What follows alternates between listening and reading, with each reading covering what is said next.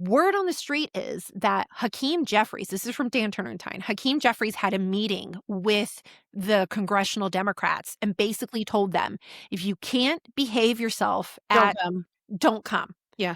If you can't sit on your hands, don't come. Welcome to Rivera and Reeves, the podcast where we break through the bias, report the news, and occasionally trip over our soapboxes while ranting about the headlines. Every week, we tackle the biggest stories with sharp analysis, unfiltered honesty, and just enough sarcasm to keep it fun. So pull up a chair, grab your coffee, and join us as we wade through the spin because the media is trash and we have zero patience for their nonsense. Hey friends, welcome back to another episode of Rivera and Reeves. I'm Sadie. I'm here with my friend Rachel. Say hello, Rachel. Hello, Rachel. Okay, so you look very lovely today. Thanks. I have a Galentine's party I'm going to tonight. But this is like amongst friends Galentine's party, right? Everybody there, I will know. They are all from my church, and we are all bringing. Look, our church, I love it. It's our family, and every one of them can cook, all of them. So the appetizers are going to be off the hook. Appetizer game. Yes, and my bestie who's like hosting it, she texted me this morning and said, I am currently working on the charcuterie for tonight. I'm all, oh, great. She's like, it is my entire island in the kitchen. And so I am excited. I have my appetizer that is ready. What are you appetizing? What are you doing? I don't even think there's a name for it, but it's a cheese with a pickle relish over it. So it's Havarti, American, and cream cheese sliced and put together in like kind of like ratatouille is in a dish. I was about to say like a Hasselback, but okay. Yeah, and then you dice up sweet and like the hot and spicy sweet and sour pickles and dill and green onions and a little apple cider vinegar. You mix that all together and then you pour that over the top of the cheese and then you get in there with a Triscuit. Now it called for wheat thins, but I feel like wheat thins is like eating cardboard. So I want to You want to do a Triscuit? I want a Triscuit. Yes. Okay. And that's what I'm bringing. And so that'll be fun. It's the first time I've ever made it, but there are some girls who go all out. We run the gamut. Like we have some ladies at the church who they can cook the most like fattening ghetto casseroles that are so good. And then you also have you got like the crunchy ones that like bake their own sourdough, kombucha, and everything's so really like fermented. You have the gamut, and all of it is good. Every single time, even the gluten-free desserts these women bring are good. So I'm going to have a light dinner.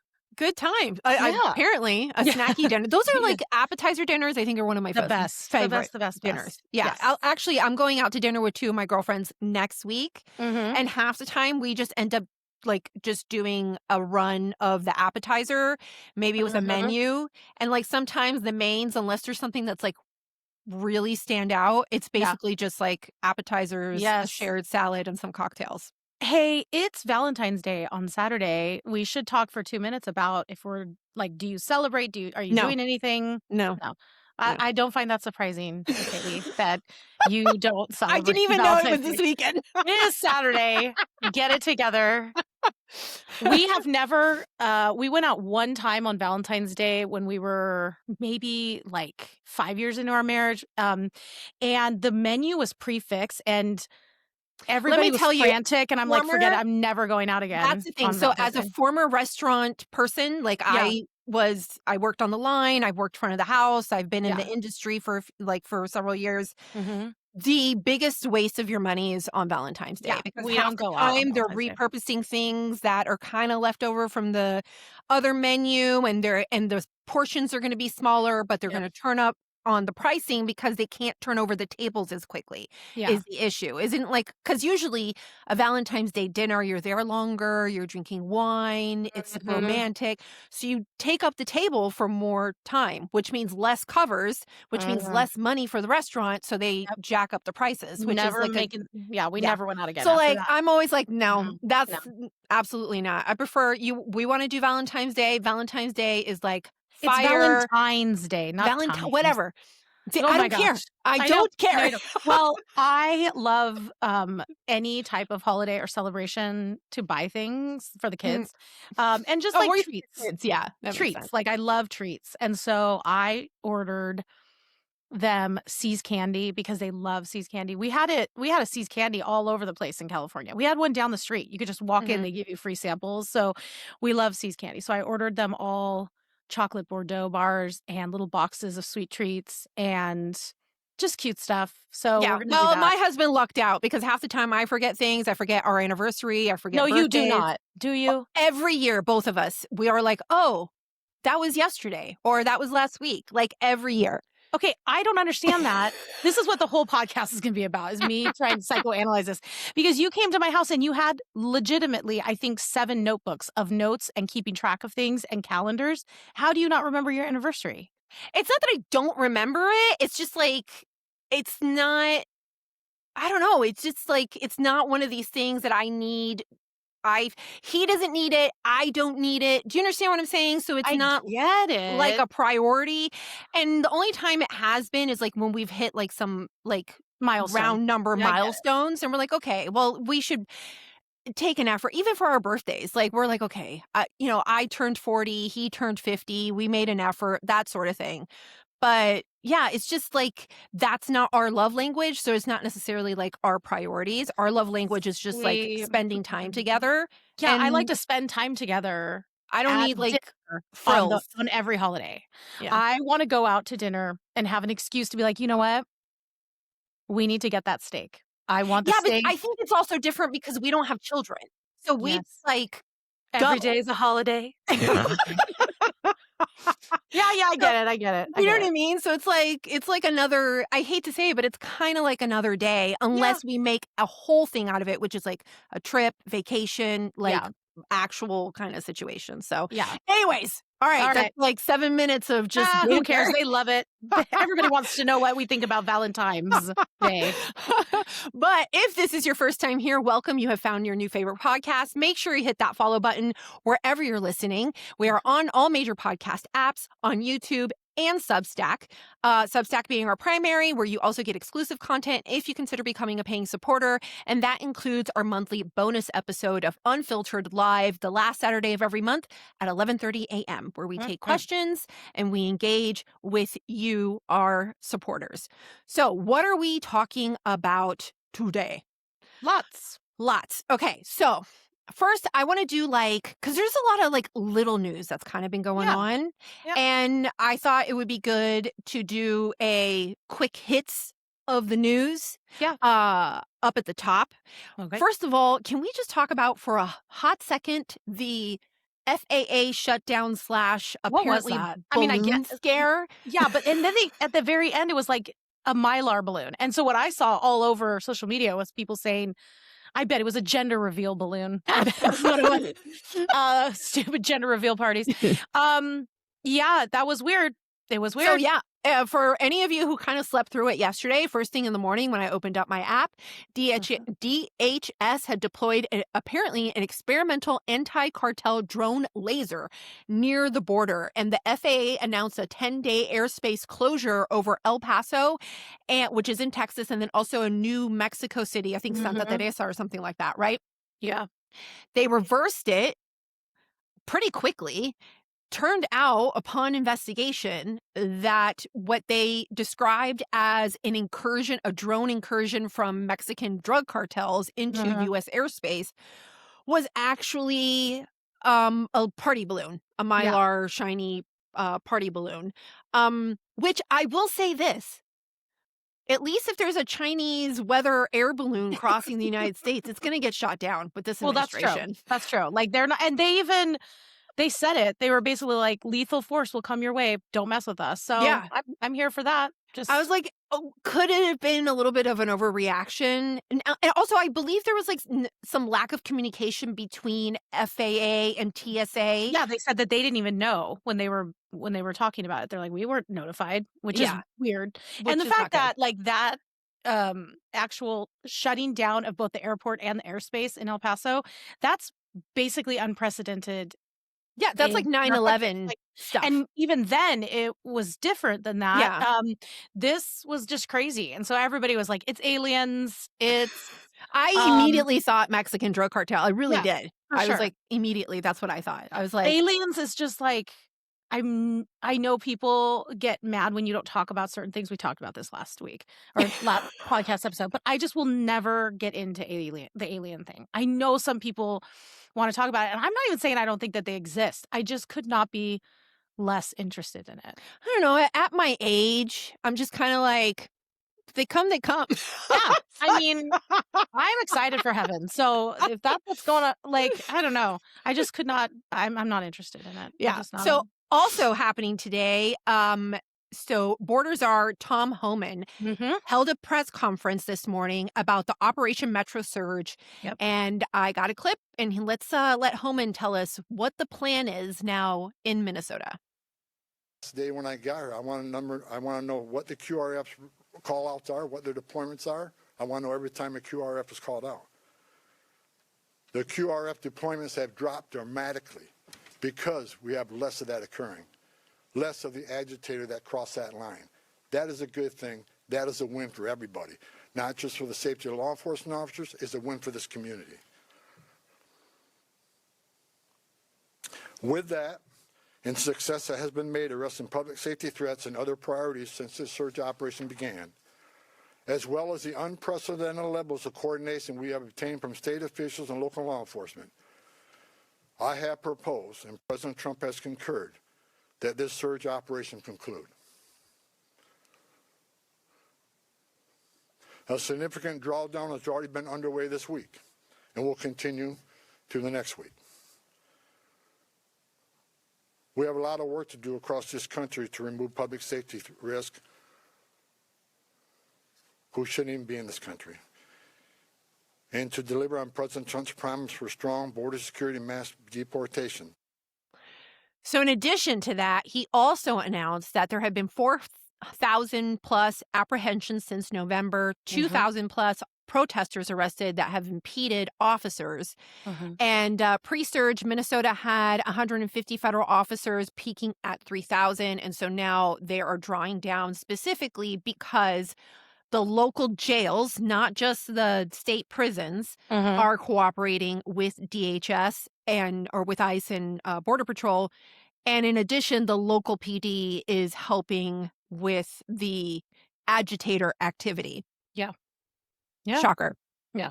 So now, of course, you got some lefties online. They're like, yes, we must keep going on. It's showing that this is working. Which brings us to that there is still a DHS looming possible shutdown on Friday. Yeah. This will be a partial shutdown because Democrats are blocking DHS funding, demanding ICE reforms like the judicial warrants, which we talked about, the end to what they call racial profiling. Also, body cameras, which are already funded and being slowly deployed. You have, for example, Representative Rosa DeLauro from Connecticut, who is introducing a bill to fund every DHS agency except for ICE and Border Patrol. However, reminder, if you are a listener of the podcast, you are well aware that DHS and Border Patrol are already funded until 2030 via the big, beautiful bill. $75 billion. So yes. So at the end of the day, It's this partial performative. shutdown that is supposed to be about ICE and Border Patrol is basically going to affect FEMA. Not basically, it will affect FEMA, TSA, Coast Guard, Secret Service, and CISA, which is the cybersecurity, but not ICE or Border Patrol. It's performative in order for Democrats to be able to say that they did something to prevent ICE from doing these horrific acts of unconstitutional violence, even though it's all just performative and it's not going to stop anything. Well, okay, so speaking of which, this will be a little bit of a sidetrack, is that I've been talking about this on my Instagram, that my guess or my prediction, that's the word I'm looking for. My prediction is that the Democrats will get a little too hoity-toity with themselves.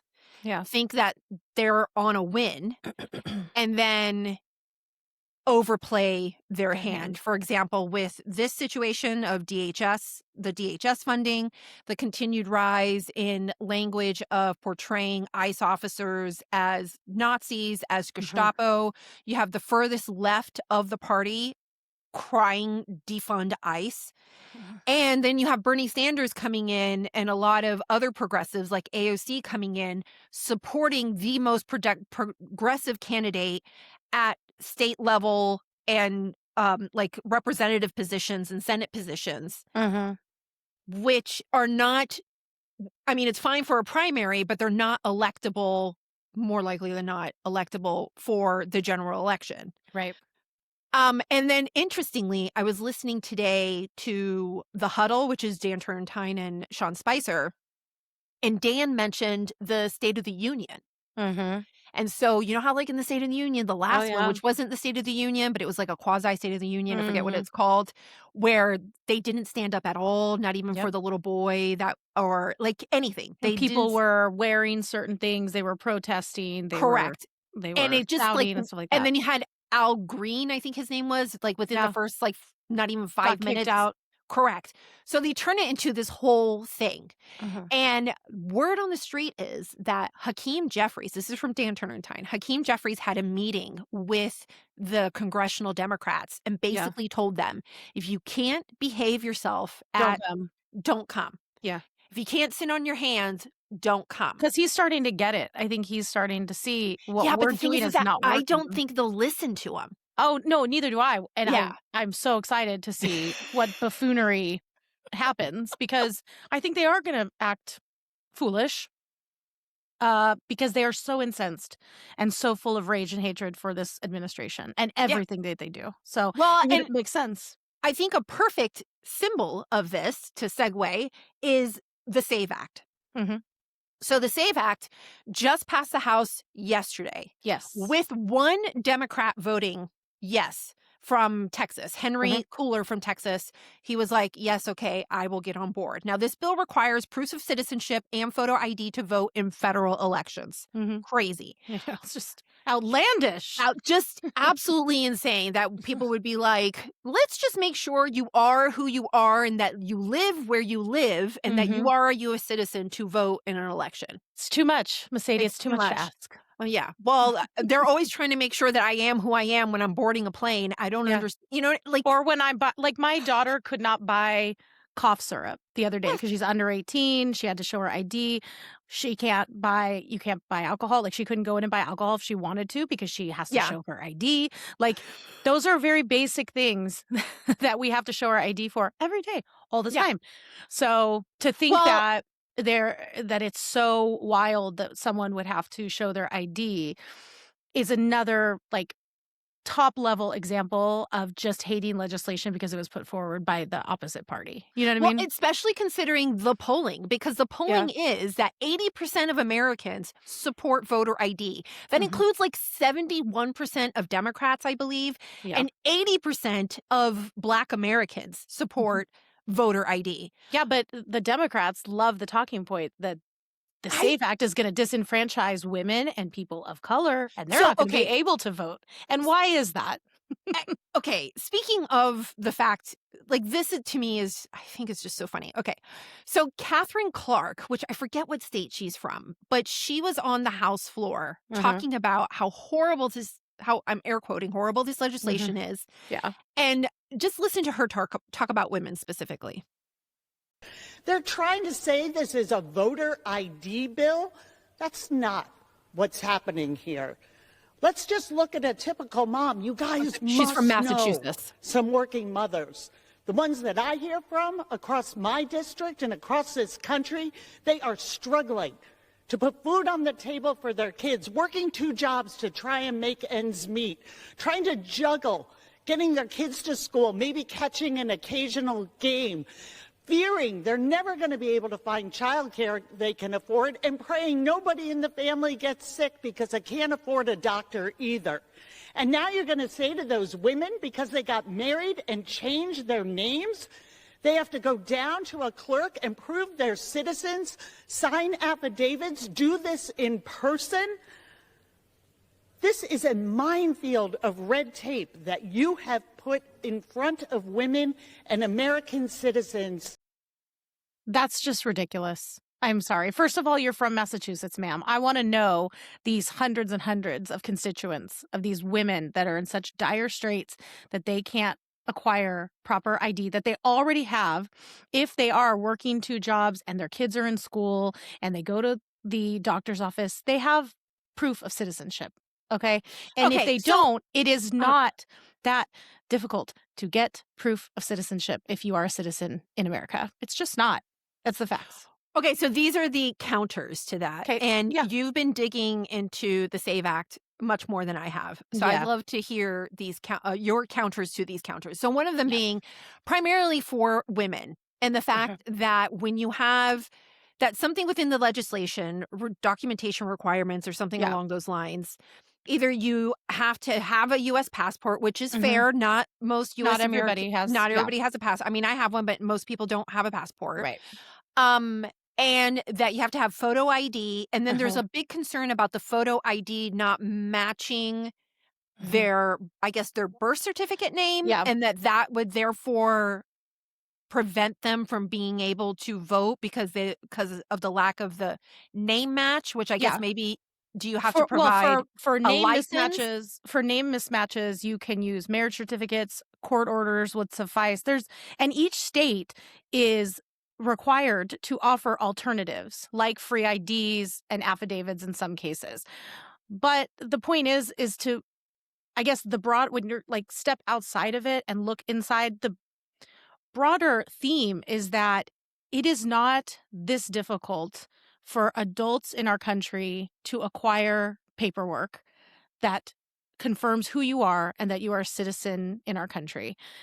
If you are a working adult and you are unable to find a way to find documentation that says who you are and that you live here and that you are a citizen, that barrier is not, that is the problem of the voter, in my opinion. You should be able to have substantial ID. And I have a hard time believing that, and they're citing numbers like millions of people are going to be disenfranchised by this, specifically women, people of color, old people, the elderly. If there's that many people in our country who cannot, sorry to say it plainly, but get it together and find an ID in order to vote, maybe they shouldn't be voting. I not kind of said that difficult. And as a kinda said female, that. I kind of take umbrage with the fact that they're saying I'm going to have a harder time getting my paperwork together than, like, say, a man. And let's be honest, if anyone's going to have a hard time finding their marriage license, it's men. My husband is going to be like, where? He doesn't know where our passports are, where our marriage license is. So I just find the whole thing quite insulting. And if they are saying that this is taking away women's rights to vote, first of all, they haven't read the legislation. There's provisions in every state for people to acquire multiple different types of paperwork to prove who you are. And I just have a hard time believing there's millions of people in our country that are citizens that don't have access to their IDs. Is that off? Does that feel off to you? I mean, it doesn't. And I think about the many times that I've had to, because I've moved a lot. Do you know what I mean? And so every time I go get a new driver's license from a different state, or I have to get insurance for my car, or I'm closing, I've closed on one house, or I'm renting a home, or anything like that. Like, I'm constantly having to provide some type of ID, be it my driver's license, be it my social security card, be it my birth certificate. I think it was for my passport or something like that. For my passport, because we just did that a year and a half, 2 years ago. Yeah. But just and I managed to figure it out. We had to order all of the birth certificates for our whole family. It was like one email. You went online. It was easy to obtain. They sent it in the mail, verified. And it's not just a birth certificate that will suffice. Passport, it can be a passport, it can be a birth certificate, a driver's license, citizen's notation, naturalization papers, real ID. Like, there are multiple types of paperwork that you can bring in. It will suffice. And also, states are required to provide different options for people to be able to show their proof of citizenship. This isn't like if you don't have a passport, you're not voting in 2026. And you know what? If it comes to the Senate and it passes, people have how many months is that? 8 months? 9 months to get it together and get your paperwork in order. I just don't feel like this is a huge ask in our country. The founders were so specific about safeguarding our elections and the right to vote.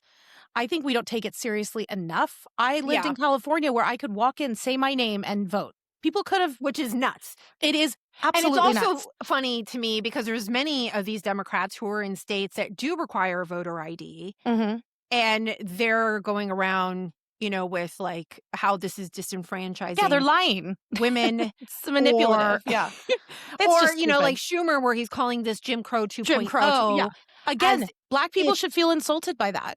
I feel insulted as a female. I'm not an idiot. I know how to get my paperwork. Okay. In fact, like I said, I know how to get it pretty quickly because I do it for everybody in my family, including my husband. So this idea, this Massachusetts representative saying that women can't handle one more thing. If voting is important to people, they can handle one more thing. They can get their paperwork in order.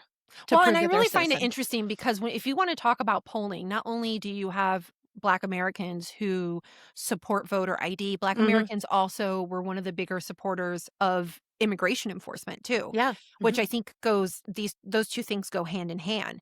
Yet you have Democrat talking heads and politicians that are continuing to go back to the well of racism and disenfranchisement and these poor people. And actually, there's a really good. Did you see the exchange that Scott Jennings had on CNN about this? No, but I'm hearing about it, but I did not see it. Well, would you like to see it? Yes. I would. I love Scott.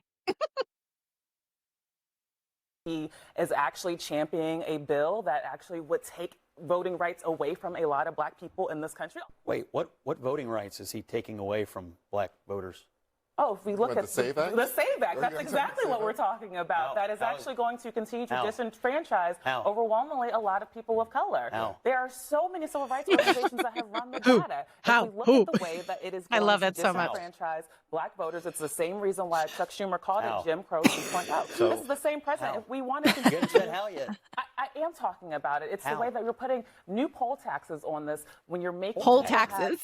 That's what we can call them now. It's kind of an idiom, right? If you want to say that people have to prove that they are citizens, that they have to prove with a voter ID. Yes. The reality is you're the audacity. what is a constitutional right for the American people. And for the American people, so show you're an American. In this country, and it's going to disenfranchise Black voters.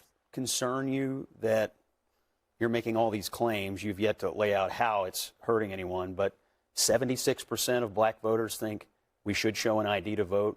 80% of Hispanic voters, 83% of the American people. Are you saying that Black voters are too dumb to know what's good for them? I mean, it sounds pretty condescending to me. Of course, Abby jumps in. But to be clear, the SAVE Act is not just about ideas. The SAVE Act is about proof of citizenship. So what? It doesn't. Great. I'm glad it's about both. Like, I don't understand that. She makes that as in like, well, let's just so let's be honest, it's not a good about... thing. I think it's great. Make it about both of those things. Make it about proof of citizenship and voting, because both of those are extremely important to know where you stand.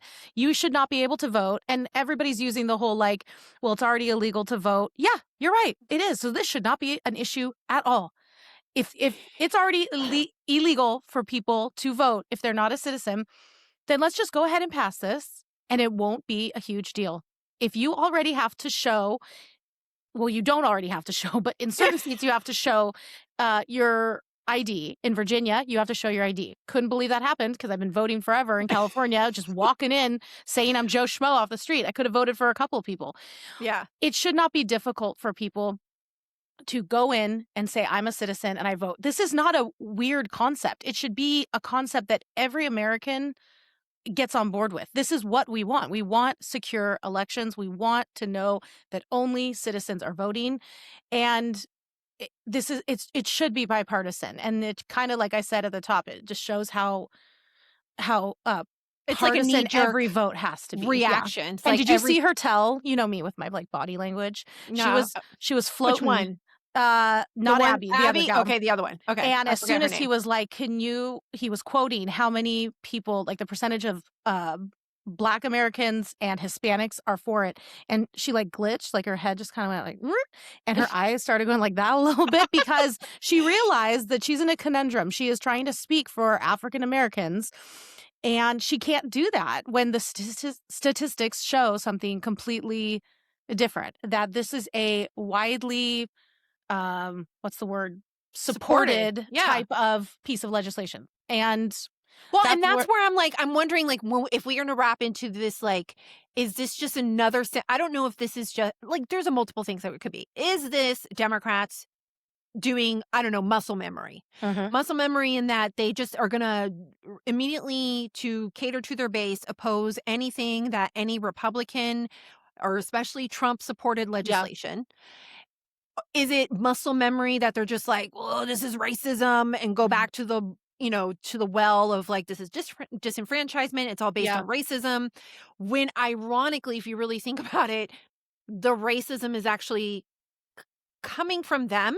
Yeah. When you're just assuming that either people don't know what's best for them because, I don't know, they're not elite enough, they're not smart enough, because they're rural, or because they're women, or because they're Black, or like, I just feel, and we've seen that particular train of thought, like that way of thinking is no longer sticking.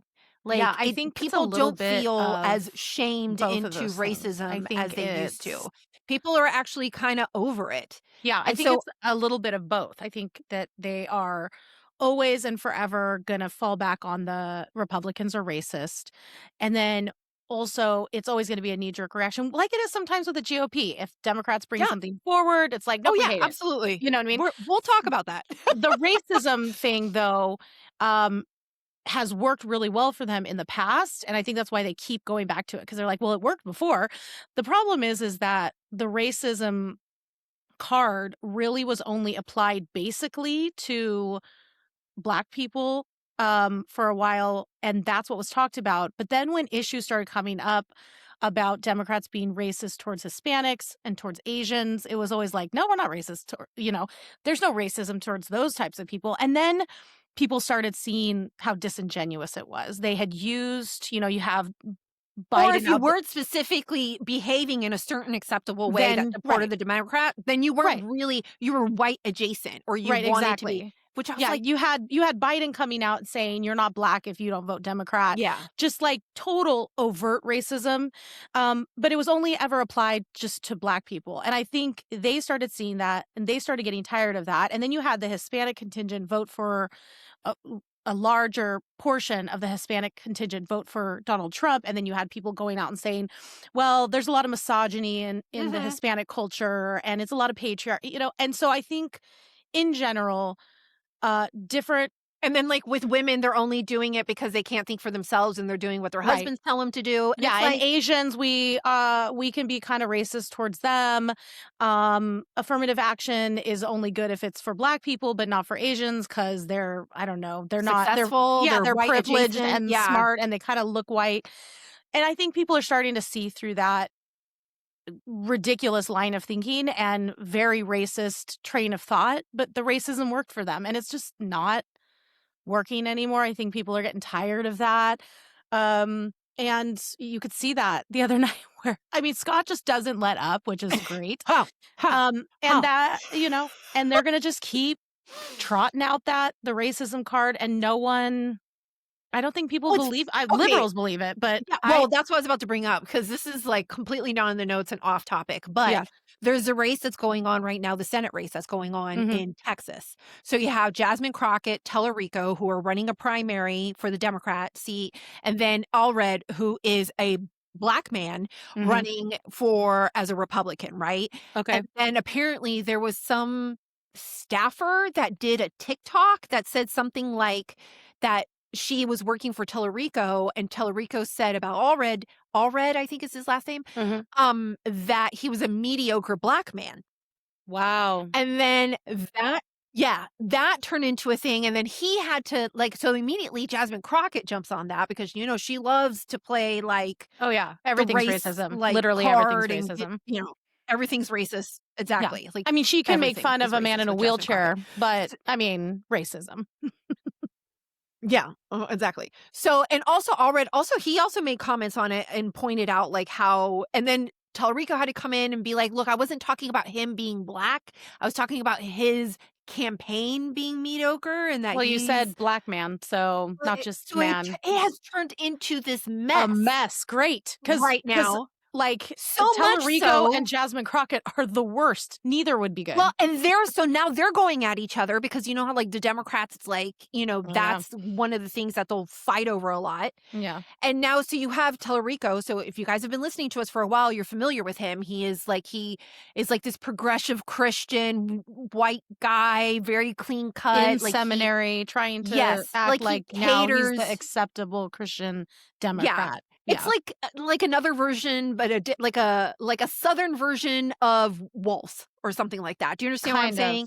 In the sense of like super progressive, but like aesthetically fits the part is what I mean. Mm-hmm. And so now Tallarico was up in the polls, and now it looks like Crockett is starting to gain in the polls because of this fiasco. Oh my Which word. I'm like, good. Yes, you know please. What? Yeah, I'd rather have Crockett take the Democrat ticket because, oh my gosh, I just feel like and I forgot that also brings in Paxton and oh my gosh, I forgot the other guy's name. He's in the Senate right now. Starts with a C. Cornyn. Who so now because Turning Point USA and I believe the president, if I'm not mistaken, have given their support for Paxton, if I'm not mistaken. I'd have to double check that. But the point is that the situation in Texas is wild. It's but a my mess. my primary focus was like to point out that how like the race like card or debate that keeps happening within Democrats where it eventually like ends up negatively affecting their own is happening right now. And Crockett's pulling ahead, and Crockett also doesn't even have like enough money or even a campaign manager to deal with a statewide campaign if she wins the primary.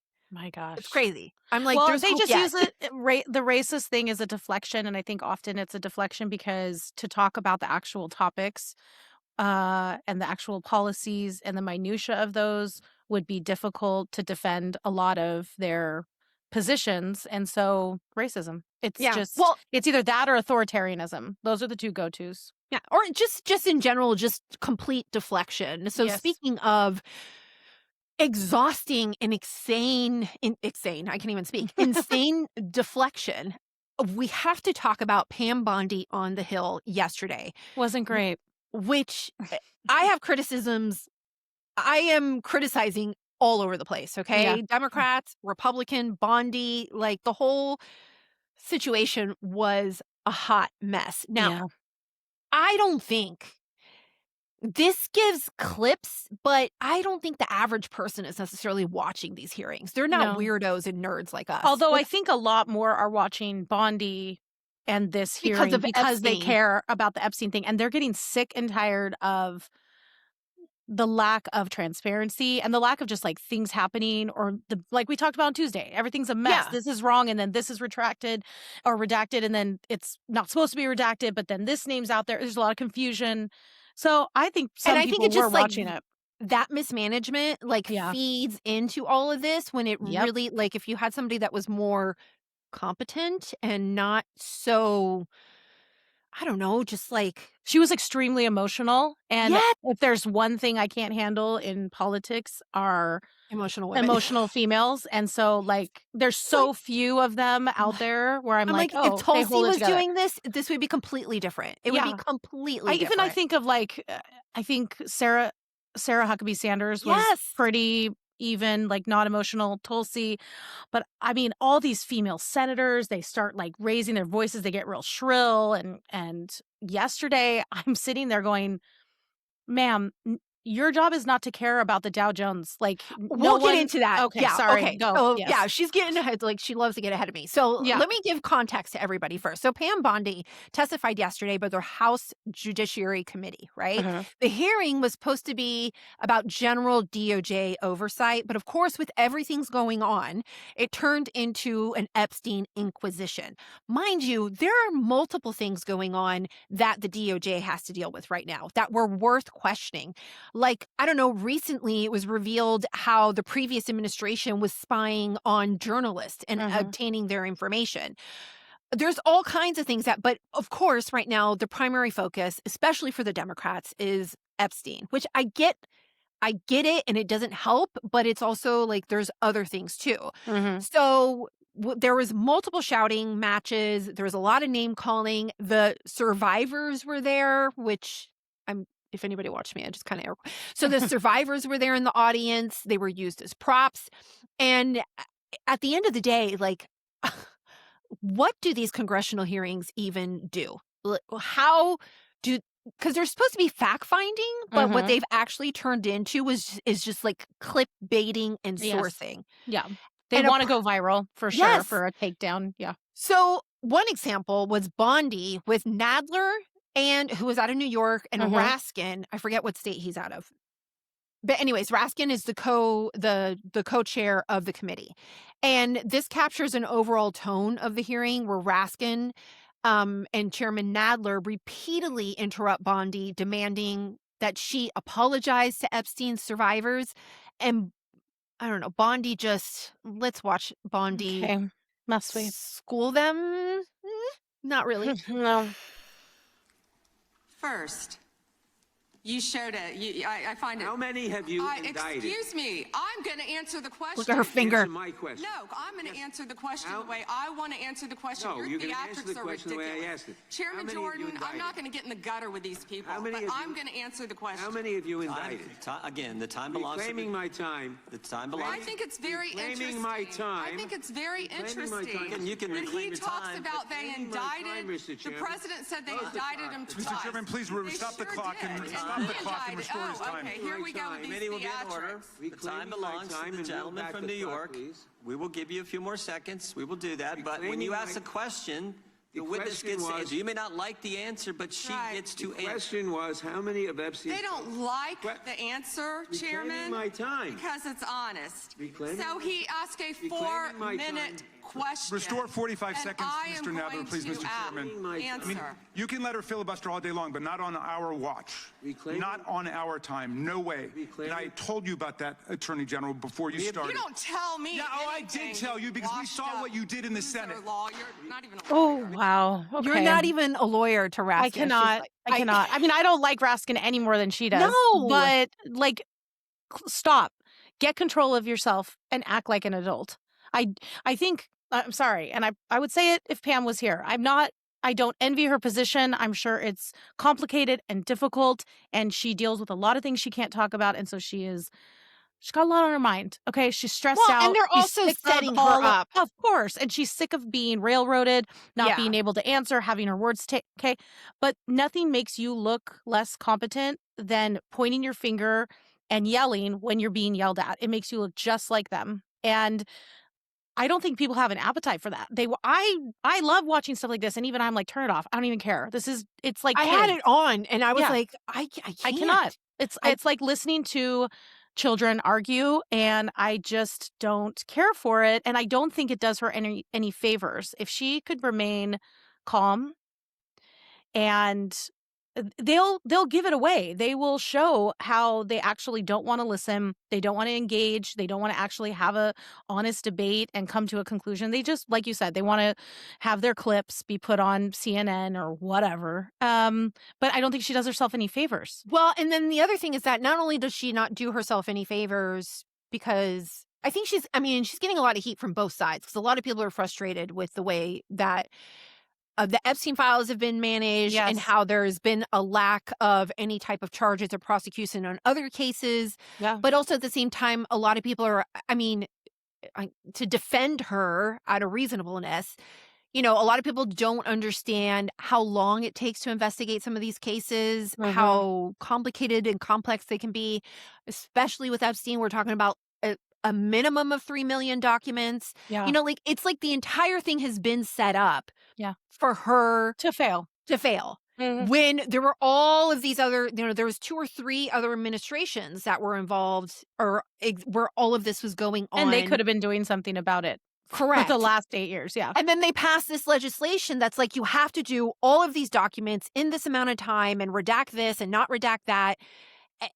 It's like, it's really a setup for failure. But it undermines competence, but then she doesn't help either because, like, for example, at one point during this Nadler exchange, there's this presses Bondi on Epstein asking about the co-conspirators and indicting them. And she goes on this, I don't even know how to explain what kind she of is a tirade. Doing here. It's a tirade and a pivot to something that has nothing to do with the DOJ whatsoever. The Dow right now is over. The Dow is over $50,000. I don't know why you're laughing. You're a great stock trader, as I hear, Raskin. The Dow is over 50,000 right now. The S&P at almost 7,000. And the NASDAQ smashing records. Americans' 401ks and retirement savings are booming. That's what we should be talking about. We should be talking about making Americans safe. We should be talking about, what does a Dow have to do with anything? That's what they just asked. Are you kidding? Mr. Jordan, Mr. Jordan. I want to know what, though. It doesn't have anything to do with what she is doing there. She's not in charge of that. This isn't the Treasury Secretary or Commerce or anything like that. Write a tweet about that. This is not what you're here for. Answer the questions that are being asked of you. That's it. Like, I understand, but do you see that? The emotional, like, because I have felt like that before. I have felt where I almost had to take a breath and go and get control of myself, because you can't have like lucid thoughts. You can't speak, you know, you can't calmly, control your voice tone. You can't. And she is getting, it's heightening. And in my opinion, if you're going to be AG, you have to be able to have control over your emotions. And I know that that is always going to be harder for females. I get that. But I'm telling my teenagers all the time, you have to control your emotions because they will control you if you let them. You have to maintain that. And what I'm seeing with her is when she's challenged, you can tell it when she starts to talk, even when she remains somewhat calm, but like when she's having to explain what she's been doing in some of those cabinet meetings or when she's pressed by the press. Yeah. She automatically elevates. And that's not a good sign to me. But it also makes me feel like she's insecure about what she's been doing. It's not just that, but it's also like as in the position of AG, you like that particular talking point there is, I'm sorry, but that in this environment, that comment, those comments, that's political. That is, and it's deflection. She does not want to talk about what they're asking her. Attorney General, which in theory is supposed to be a non-political position. Yeah. You don't go in, you should be talking about like the importance of how crime is down in all like major cities across the United States. Like, fine, if you want to do that type of talking point, that at least is relevant to the work that you're doing. But what in the world does the Dow have anything to do with what you're doing? Nothing. That is just literally like Trump was like, hey, if somebody gets upset with you, this here, is what you tell them that. I want you to tell him that because I'm really talking excited about the raid on Maduro. That was good. Like, what are you doing? Like, that would have been better because at least the DOJ was involved with it. I know. I can't. I was just, my mind was blown. And then, of course, everybody wanted to see like how Massie was going to play out this situation, right? Because there was, you know, Massie is the one that has been with Ro Khanna spearheading the legislation. Yeah. He's recently been talking a lot, which we talked about the previous episode. And in my newsletter, I went deeper into it yesterday about Lex Wexner and his names and how the things have been redacted and how he was listed as a co-conspirator. And we don't have time for it, but if you go and read my brief from yesterday, which is free on my It's Mercedes Substack, I provide a whole lot more details about the issue of just jumping on the label of co-conspirator. And so he had some questions for Bondi, and that's how this went. Did you ask Merrick Garland that the last 4 years? Did you talk about Epstein? I'm reclaiming my time. I'm glad you're asking about Merrick Garland. You don't get to reclaim because time this when is you don't, bigger than when Watergate. When I don't answer a question the this way you goes want. over 4 administrations. You don't have to go back to Biden. Let's go back to Obama. Let's go back to George Bush. This cover-up spans decades, and you are responsible for this portion of it. And that's now, where the I want to know at what point did the FBI and the DOJ decide that Lex Wessner was not a co-conspirator? Because our Epstein Files Transparency Act requires you, please put it back on the screen. Time is up. To release She's like, the shut up. internal decision about whether to prosecute him or not, and it's not in the files, and it's not in the files for any of these other men. Time of the gentleman has expired. May she answer? And he's a hypocrite because he voted against the ban that we were talking about on deep fake AI porn. Only 2 people voted against it, and you were one of them, hypocrite. The gentleman's time has expired. For those who aren't watching, who are listening, Massie's face. Yeah, Mr. Chairman, could she answer the question? Chairman, Again, with the deflection, all of that may be true. Well, and she here's the might thing, not it's like how he voted, and he may have his reasons, and we could talk about that another time, but that is not what they're there to talk about. Stay on subject. Answer his questions. You might not want to answer them. That's part of the job. You need to answer the questions. Here's the thing is that there are ways, like she could have given him an answer. He may not have liked it, but it doesn't have to be, oh, but you're a hypocrite because you didn't do this. And I'm like, well, wait a minute. You can talk, which they did. They got into, because, he was really pushing her on like, why was Lex Wexner redacted as a co-conspirator? And she's like, he was mentioned in 4,000 other mentions in the files that were unredacted. You brought it to my attention, and I unredacted it within 45 minutes. See how easy that is? You should be AG, Mercedes. It's not difficult. That's what I think that's how she answered in that particular situation. Yes. But then, like in this one, she could have provided, and of course that still generated a back and forth, but she could have provided a more coherent response. Yes. As opposed to, you're a hypocrite. Right. And off is like, I don't want to answer this question because it's inconvenient for me. Yeah, because and we talk about it all the time. Optics matter, and when you live in a media where it's clipping 25 to 60-second clips, and that's all people are going to get their context from are those clips, and it's a clip of her kind of acting emotionally driven, dodging questions, not answering, name calling, loser lawyer, hypocrite, and pointing her finger and getting mad. It's only going to fuel the narrative that they want to go away. Republicans want the narrative to go away, that they're hiding something, that they're covering up for this elite cabal. So if you aren't, do yourself a favor and answer the questions completely, coherently the first time. Stop being evasive, stop being defensive and standoffish. Just answer the questions. Or say, I'm not going to answer it. You know what I mean? I can't answer it because, I don't know, it's like an investigation or something like that. Or I don't have the information currently right now. Yes. And even in regards to Wexler, like there is a document there's an email that says that he was evaluated and wasn't found to be a co-conspirator. And I think, honestly, if I were to like kind of play devil's advocate here, there was a separate investigation that involved Wexler that had to do with the way Epstein was managing his finances. I'd have to look at the legislation, but my question is, I wonder if that investigation falls under this one, where legislatively that information would be released, and then there would be an overlap of like, well, that's why he was dismissed as a co-conspirator. I don't know. No, I but know. if Bondi was competent, she would anticipate that and maybe provide that explanation. Have an answer. Yeah.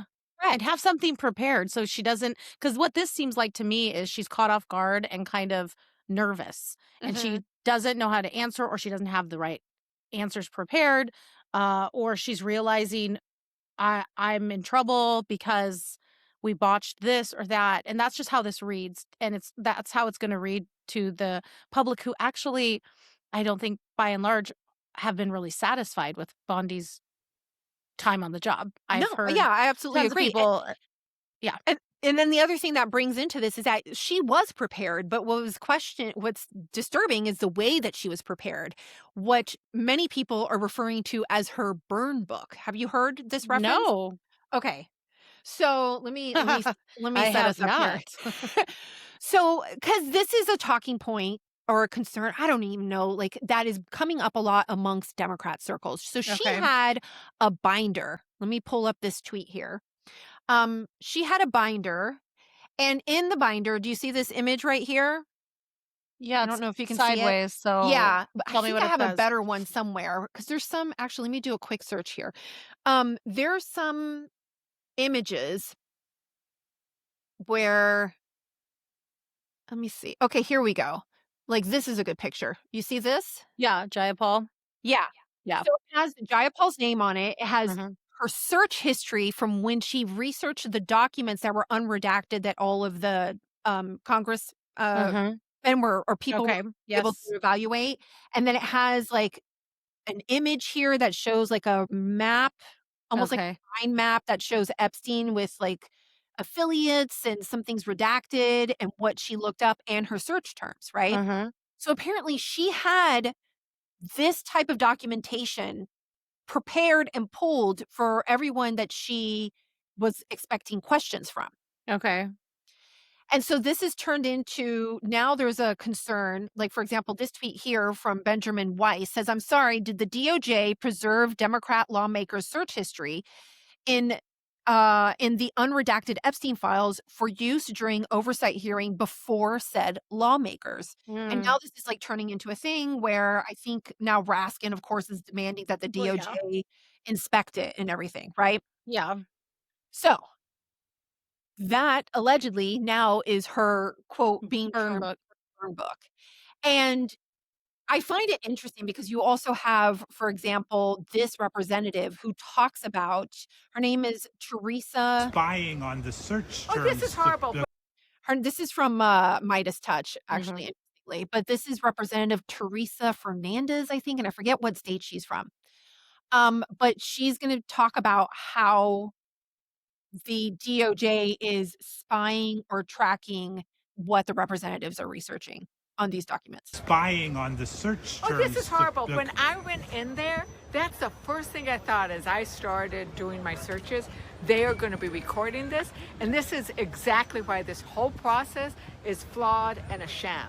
One, how do they expect us to be able to go and investigate them when we're given, a minute, not a minute, when we're given limited time to review the files? They should be doing an investigation. They should be doing a thorough review and going after all of the people in those files that they're named, right? There are names there that they haven't investigated. It's their job. They're the Department of Justice. They should be doing that. And it is an outrage that they are spying on Congress. Okay. Now, let's bring this into context because this is really what, they're all getting really worked up about this. Right.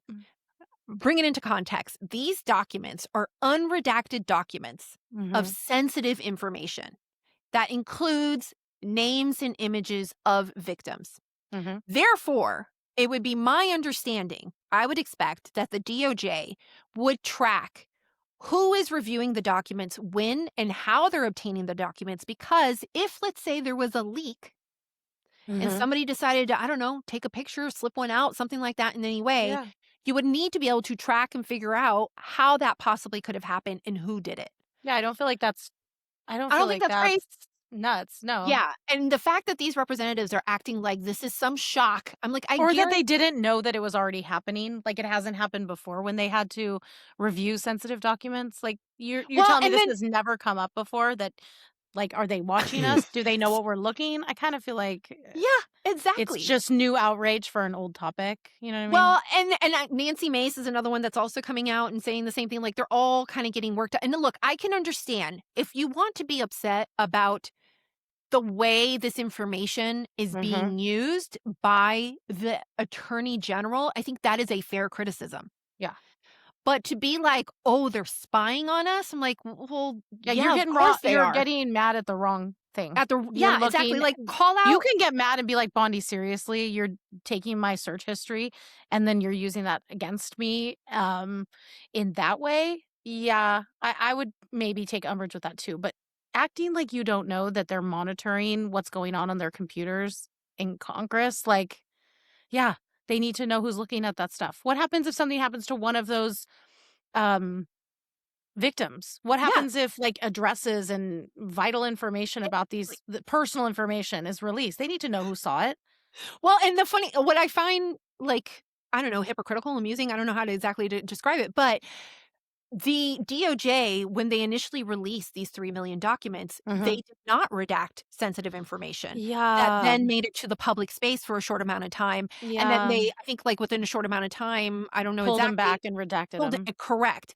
So just another one of those things where I'm like, gosh, which guys. is obviously fair to be upset about. But then if, let's say, this stuff had leaked this way because somebody that reviewed it leaked it, and then they get upset. It's like, what? How do you not know who's looking at these documents when and track who could possibly have leaked this? Yeah. Do you understand what I'm saying? Well, especially the people that get all mad, like, we don't want all of the Epstein files to be released because we want to protect these victims. They're the same people getting mad that someone's looking at your search history when you're looking at these sensitive documents. You should not be mad about that because you want to preserve the personal information of those who have been hurt the most. So just make it make sense. Also, I mean, can we just talk, like, I hate, what is it? Spoiler alert.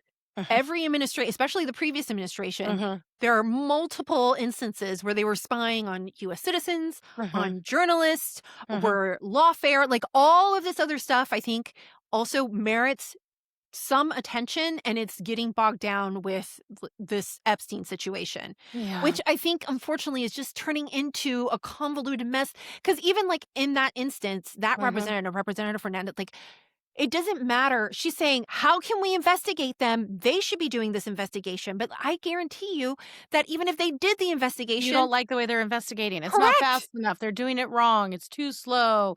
It's not transparent. Like, which is what's happening right now. Yes. So no one's happy with, like, just someone's always gonna be mad at you for the way you're doing it. Correct. That's just, no one's gonna like the way it gets done. They're just not. They're not.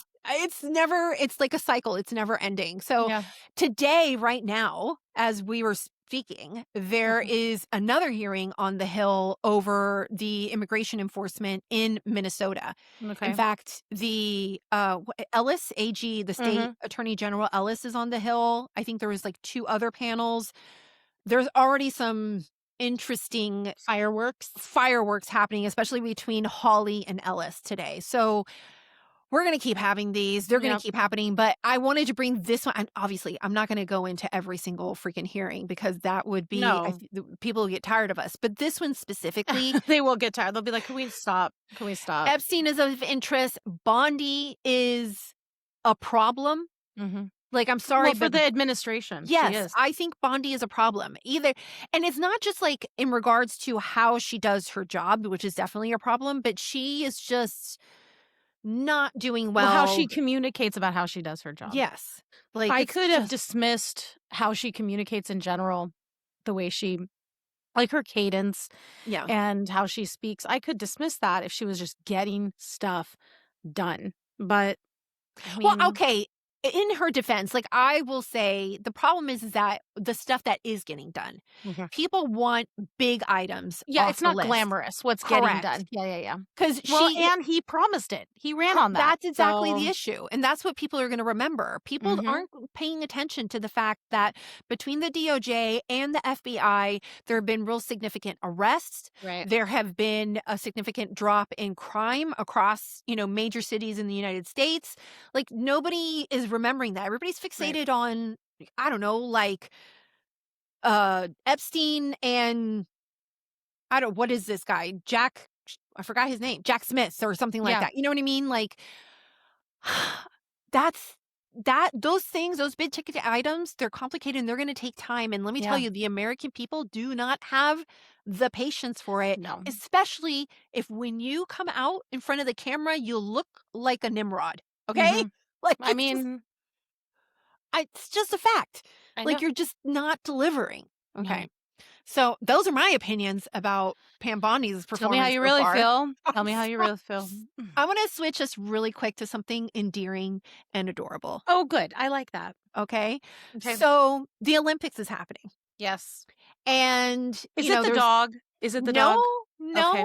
This Okay. is even cuter. So the vice president is in Milan for the Winter Olympics, and he has his family with him. Yeah. And his daughter, Mirabelle. Oh, yes. I know what you're going to talk about. Yes. So I got this article. This is from Hello Magazine, which I believe is a UK magazine, if I'm not mistaken. Yeah. And she is being compared to, what is the middle son? Lewis. Name? Louis. I think. Prince Louis or Prince Louis, where they're being compared to each other because he's like known for hamming it He's up for spicy, the camera for and really sure, yeah. spicy. And apparently Mirabelle is the same way. So there's this heading picture, which I thought was so cute, showing the two of them, comparing them. And so a lot of people are saying that the United States has their own Louis. Yeah. Because of Mirabelle hamming it up for the camera Yes. on multiple occasions. Like your side-by-side comparisons of the two of them, which are so freaking cute. I know. They're adorable. I love how people have been watching like her outfits too. I follow Yes, a couple I have people another on, one. Good. I was gonna say I follow someone on Twitter who always breaks down like British fashion and where you can find it. But then she's recently gone to profiling, or not profiling, but highlighting Mirabelle, which is yes. And So it's from Hannah Anderson. I want to go buy it for I Meg. think it's down here. Yeah. So this is the outfit, Yeah, Mirabelle Vance. Uh-huh. And so here in this image or this picture, this is the president taking Mirabelle out. She has like a little dress with a rainbow skirt, and she makes a run for it. And Vance is laughing as Mirabelle takes off. Looks like she's probably taking off in a full sprint in her little skirt and everything. It's just so freaking cute. It is. It's so cute. It makes me think of like, I want to go into politics just so that Meg can be like running around the halls of Congress because everybody would love her. That is bipartisan, how adorable my kids are. But my little 2-year-old she would bring the world together. She'd bring the country. Democrats and Republicans could agree on Meg. Yeah, so they've been doing the outfit. This account has been doing the outfits, which has been really cute. All the designers want to get on Mirabelle. They're like, we got to make some kids' clothes for Mirabelle because we're going to sell a lot if we do that. And I think Usha's pregnant now. Have they said if it's a boy or a girl? I do not know. Okay, I'm wondering. I think she's the only girl, right? Yeah, that's why I'm asking, because I was wondering if it was going to be another girl or not. No idea. And then this is also a quick clip that I want to share for everyone. I thought was really cute. This is not Mirabelle, but this is actually the first lady getting, what's the word? She's getting wooed or something. Like, it's really cute. You'll like it.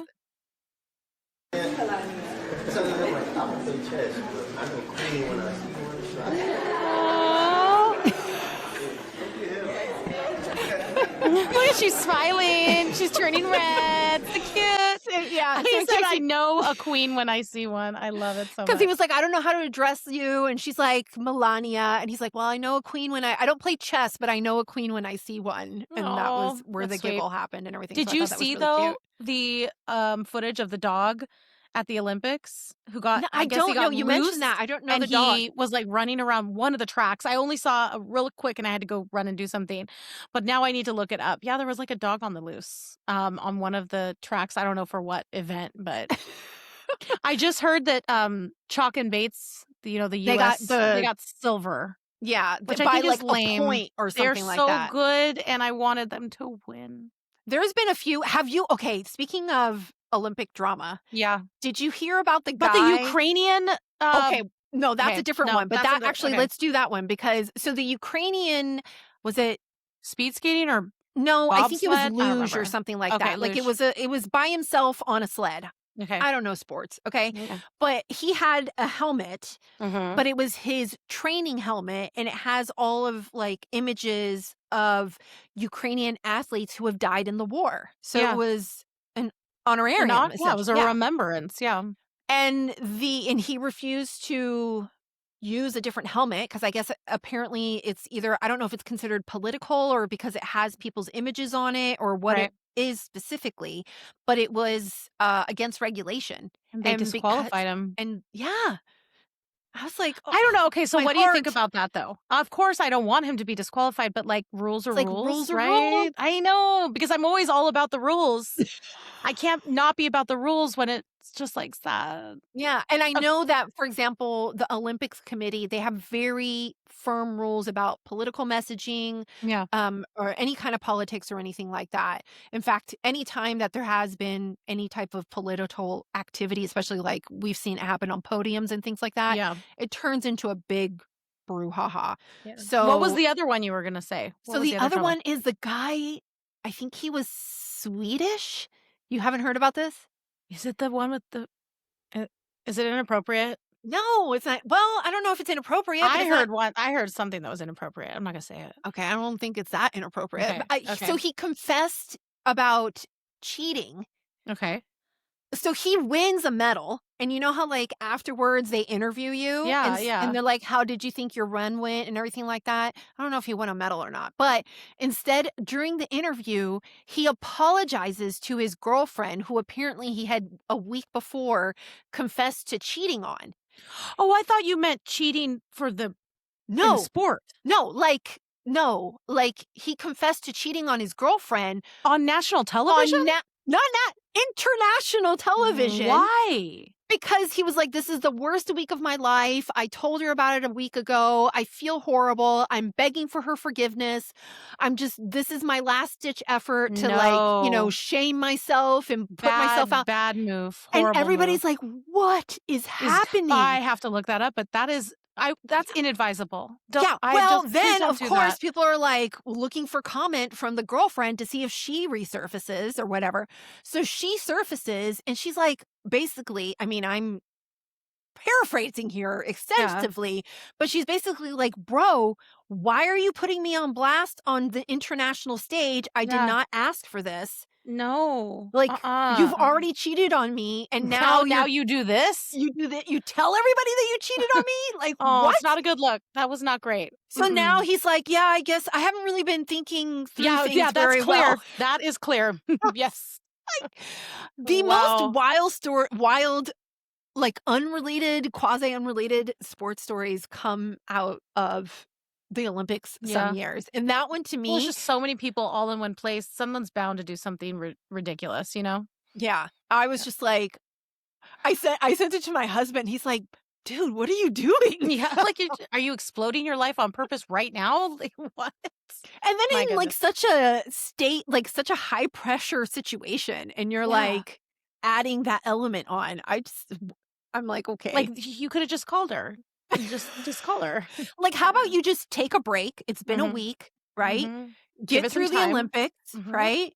Give it some time, and Don't then do maybe anything on camera. Like, just don't tell everybody that you don't talk to people if you're not thinking clearly. Where are 'Cause your parents? Where are your parents? Oh my gosh, if it was my kid. Can you even Well, imagine? and then I think about like as her friend, like what if she hasn't told people what well, they happened? know now. Now they know. So now if she gets back with you, everybody's gonna be like, he Why? cheated on you. Yeah. Oh, that's weird. That's so weird. How old is he? I'm like 20 something.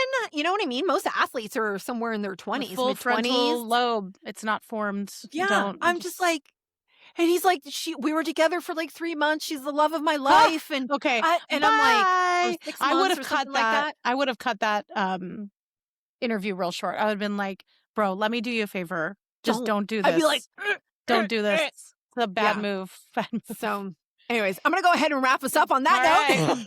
Jeez Louise. I tried to end on Mirabelle and Nope. My goodness. Okay, I'm going to go ahead and wrap us up for today's episode of Rivera and Reeves. If this is your first time here, welcome. You have found your new favorite podcast. Make sure you hit that follow button wherever you're listening. We're on all major podcast apps, on YouTube the next day. But if you want to be able to listen to us the moment we hit publish, please consider becoming a paying supporter on our Substack, where you get this episode ad-free with video the moment it is out. Otherwise, you got to wait 24 hours until it comes out on YouTube, okay? Which is like all the cool people are right here. In addition to getting our monthly bonus episode of Unfiltered Live, all right? All right. Also, I forget this, and I need to say this up at the top. If you are already a paying subscriber to Rivera and Reeves, and if you wanted to subscribe to our individual Substacks, send us a DM and we will give you an exclusive Rivera and Reese subscriber discount code. Yeah, and I got a couple of those yesterday. Good. And I saw them, so thank you. You're welcome. Yeah. Sadie, who gives me a hard time and says I'm going to miss it. I did not. Okay, good, good. So DM either one of us, either Or on- email. Or email, correct, on our Instagram and also through Substack. So, okay, that's it. That's all we got for today's episode. We will see, what's today? Thursday. So we will see you again on Tuesday for another episode of Rivera and Reeves. But here's a reminder that the media is trash and we have no tolerance for it. Okay, bye. Bye.